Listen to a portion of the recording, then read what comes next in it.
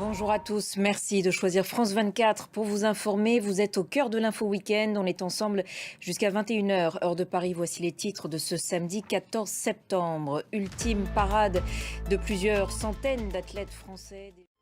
Et direction tout de suite les Champs-Élysées où était organisée, je vous le disais cet après-midi, une ultime parade de plusieurs centaines d'athlètes français. Le beau temps était au rendez-vous pour cette ultime fête autour des Jeux. Place maintenant aux décorations officielles remises par le chef de l'État avant donc un concert géant. Merci beaucoup Cédric et je précise qu'on vous retrouvera tout au long de cette soirée. Pendant ce temps, de nombreux athlètes et des centaines d'Ougandais ont rendu un dernier hommage à la marathonienne Rebecca Cheptegei dont c'était les funérailles aujourd'hui dans son village d'origine situé à 380 km environ de Kampala en Ouganda. En Ukraine, maintenant, la Russie poursuit sa progression dans la région de Donetsk. Moscou affirme s'être emparé d'un nouveau village non loin d'une stratégique de Pokrovsk. Volodymyr Zelensky précise que les 103 Ukrainiens rapatriés sont tous des soldats. Cet échange a été négocié par les Émirats arabes unis. Autre guerre, cette fois au Proche-Orient. Au moins 10 Palestiniens tués aujourd'hui dans des frappes israéliennes. Et les violences se poursuivent aussi en Cisjordanie occupée. L'UNRWA, l'Agence des Nations Unies pour les réfugiés palestiniens, a annoncé hier la mort de l'un de ses employés dans un raid de l'armée israélienne, une première depuis plus de 10 ans. Selon Israël, cet employé de l'ONU avait lancé des engins explosifs. Thibaut Franceschi.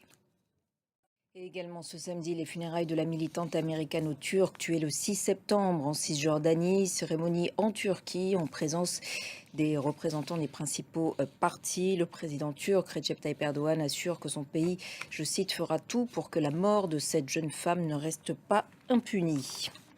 En Tunisie, maintenant, début aujourd'hui de la campagne pour la présidentielle du 6 octobre, dans un climat pour le moins tendu.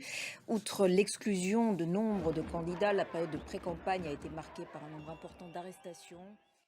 Pendant ce temps, en Algérie, la Cour constitutionnelle a confirmé tout à l'heure la réélection du président Tebboune. Le taux de participation a également été revu à 46,10% contre 48% initialement. Dans le reste de l'actualité internationale aux États-Unis, après la sortie mensongère de Donald Trump sur les migrants haïtiens qui mangeraient des animaux de compagnie dans la ville de Springfield en Ohio, plusieurs écoles ainsi que la mairie de la ville ont dû être évacuées cette semaine après des alertes à la bombe. Des migrants ayant fui la violence des gangs en Haïti craignent désormais d'être victimes de violences racistes. Thibaut Franceschi. On en vient à ces violents incendies en ce moment dans plusieurs pays d'Amérique latine, notamment au Brésil. Et à l'inverse, ce sont des précipitations inhabituelles qui touchent plusieurs pays d'Europe centrale, notamment la Roumanie, où au moins 4 personnes sont mortes dans des inondations. Et voilà pour l'essentiel de l'info. On se retrouve dans quelques instants. À tout de suite.